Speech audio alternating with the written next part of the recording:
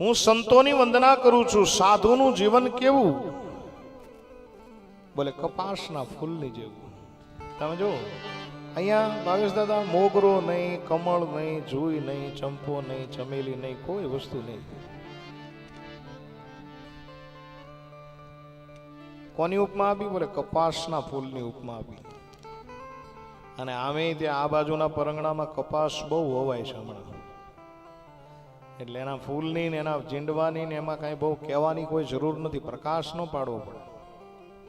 પણ ટૂંકમાં કહો તો એ ફૂલમાંથી જીંડવું થાય, એમાંથી રૂ નીકળે, એમાંથી કપાસિયા અલગ પડે, રૂ અલગ પડી જાય, એ રૂની પૂણિયો બને, એના તાતણા બને, અને એના તાતણા જ્યારે એકાબીજા સાથે ભેગા થાય તો શું બને? એક વસ્ત્ર બને. એક વસ્ત્ર બન્યા પછી દરજીની દુકાને કાપડ જાય અને હજારો સોયોના ઘા ખાવા પડે, અને હજારો સોયોના ઘા ખાય એમાંથી શું બને? બોલે કાપડમાંથી આપણે પહેરવાનું એક વસ્ત્ર બને. અને એ વસ્ત્ર શું કામ કરે? બોલે આપણા શરીરને ઢાંકવાનું કામ કરે, આપણા છિદ્રોને ઢાંકવાનું કામ કરે. એમ મેરે ભાઈ બહેન તુલસીદાસજી કહે છે કે સાધુ ચરિત શુભ ચરિત કપાસુ. જેમ કપાસનું ફૂલ રૂ બની, કાપડ બની, અને મારા તમારા શરીરના ઢાંકવાનું કામ કરે છે, એમ ભારત વર્ષનો સંત પણ સમાજના છિદ્રોને ઢાંકવાનું કામ કરે છે. તમને કેટલા નામ આપો, એક એક સંત તમે લઈ લો. આપણે કોઈ આમ વિષયાંતર નથી કરવું. બજરંગદાસ બાપા લઈ લો, એના જીવનના એવા હજારો દાખલા હશે સાહેબ.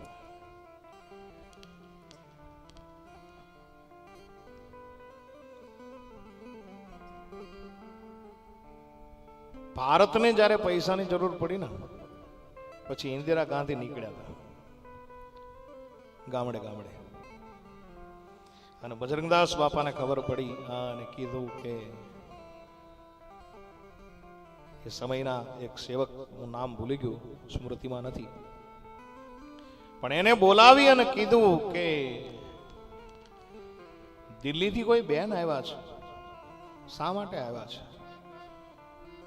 બોલે આજ ભારતને થોડીક પૈસાની જરૂર છે, અને આજ આપણું ભારત અખંડ રહે, આપણું ભારત વિરાટ રહે, એટલા માટે ઇન્દિરા ગાંધી નીકળ્યા છે બાબા. બોલે એમ આપણા ભારત વર્ષ માટે પૈસાની જરૂર છે? ત્યારે બોલે કીધું કે હા, આપણા ભારત વર્ષ માટે પૈસાની જરૂર છે. અને આજ એ રાજનેતા જે બેન છે એ આપણે પ્રાંતની અંદર નીકળ્યા છે. ત્યારે બજરંગદાસ બાપાએ પહેલો શબ્દ એ કીધો કે આપણા આશ્રમની કિંમત કેટલી આવે? મને જણાવો. અને ત્યારે કીધું કે 1200 રૂપિયા આવે બાપા. એ સમયના 1200 રૂપિયા ઘણા બધા કહેવાય. હા, અને એ વખતે 1200 રૂપિયા આશ્રમને ગીરે મૂકીને કીધું કે આપણે આ 1200 રૂપિયા ગમે ત્યાંથી લઈ આવો. અને 1200 રૂપિયા લઈ આવી, અને સાહેબ ભારત વર્ષ માટે ભેટ કર્યા હતા. આને સાધુડો કહેવાય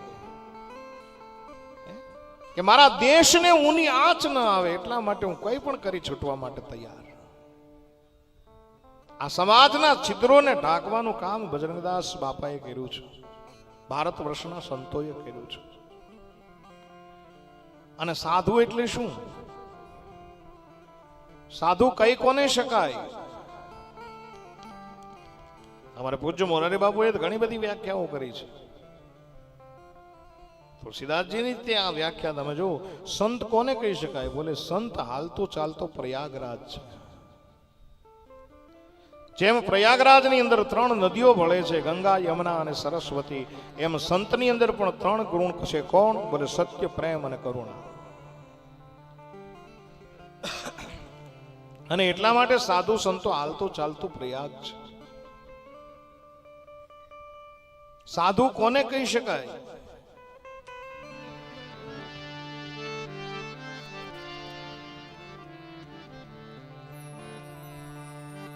આવી જયારે મેં કથા કરી ને ત્યારે એક જગ્યાએ મને જવાબ મળ્યો, મને કે બાપુ મળે તો ખાઈ લે, નહીતર પછી સૂઈ જાય, એને સાધુ કહેવાય. ત્યારે એને મેં કીધું એને સાધુ ન કહેવાય, આ તો કૂતરાની વ્યાખ્યા થઈ ગણાય. કૂતરાને તમે ચોથિયો રોટલો નાખો તો બિચારું ખાય, નહીં તો સૂઈ જાય. પણ સાધુ કોને કહેવાય? પછી મારે કહેવું પડ્યું કે સાધુ આખા ગામમાંથી ભિક્ષાવૃત્તિ કરી અને પોતાના ઠાકોરજીને ધરી અને જ્યારે ઈ પોતે કોળિયો લેવા બેસે, ઘરની અંદર એક ટંકનું ખાવાનું ન હોય છે, અને ઈ જ્યારે ઈ ભોજનની થાળી માટે બેસે અને કોઈ આંગણે આવી અને એમ કહે કે ભિક્ષાન દેહી, એમનું સ્વાગત કરે, એમનો સત્કાર કરે, અને પછી પૂછે કે તમે ભૂખ્યા છો, તમારે ભોજન કરવું છે? અને સામેનો માણસ કે હા મારે ભોજન કરવું છે. માંડ માંડ મળેલી થાળીમાંથી અડધામાંથી અડધું કવર કરીને ખવડાવી દે ને એને સાધુ કહેવાય.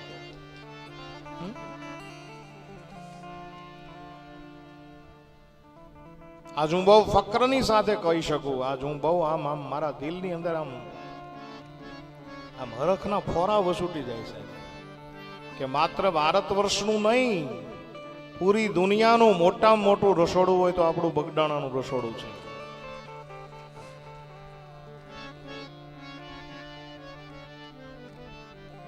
ખવડાવવું કેમ એ જો જાણવું હોય તો બગદાણા એક વખત જવું પડે સાહેબ.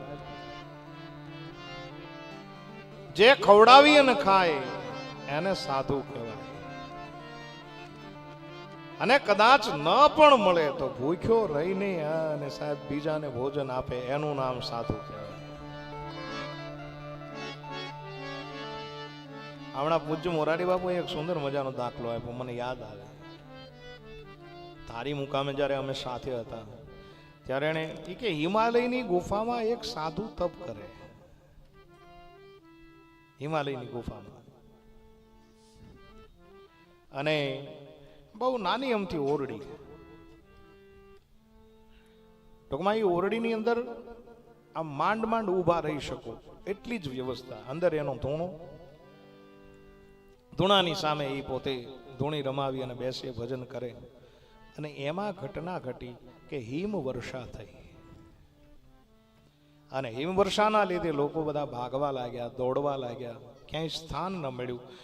એમાં એક જણો રખડતો રખડતો ભટકતો ભટકતો આ સંતની કુટિયા પાસે આવ્યો.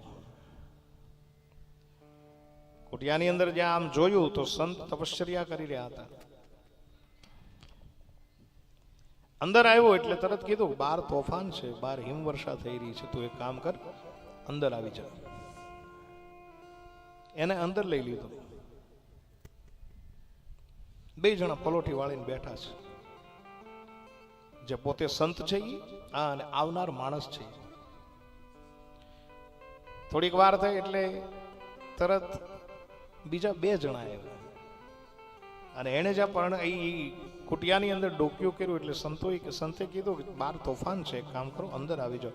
બોલે અંદર જગ્યા નથી મહારાજ, તમે બે જણા માંડ માંડ બેઠા છો. ત્યારે કીધું કે ભાઈ આપણે પલોઠી વાળીને બેઠા, કદાચ આપણે ઉભડક બેસીએ તો ચારે જણા સમય જાય,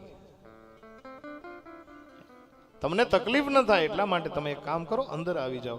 અને પોતે સંત પણ આમ ઉભડક બેઠા, બીજા 3 જણા છે એ પણ પોતાના જીવ બચાવવા માટે બેસી ગયા. રક્ષણ મળ્યું. ધૂણી તાપે છે, તોફાન વધતું જાય છે, હિમવર્ષા વધતી જાય છે. અને એમાં વળી પાછા બે બીજા આવ્યા, અને જ્યાં એ કુટિયાની અંદર ડોક્યું કર્યું તો 4 જણા ઓલરેડી છે જ,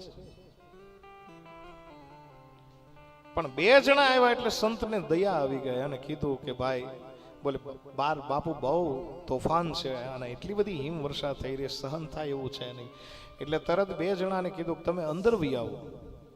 ત્યારે અંદર જે બેઠેલા જે માણસો હતા એને કીધું કે પણ હવે આમાં ક્યાંય સામે એમ નથી, તમે કેટલા, બોલે આપણે ઉભડક બેઠા છીએ, પણ જો આપણે બધા ઊભા થઈ જઈએ ને તો આપણે બધા સમાઈ શકશું. અને આવેલા 2 જણાને અંદર લઈ અને આમ આમ એકદમ ક્યાંય જગ્યા નથી અને ઊભા રહી રહ્યા અને બધા પોતાના પ્રાણની રક્ષા કરે છે.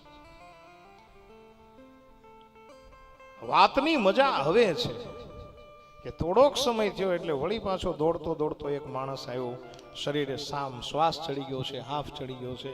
અને જ્યાં એ કોટિયાની અંદર ડોક્યું કર્યું તો 6-7 માણસોને જોયા.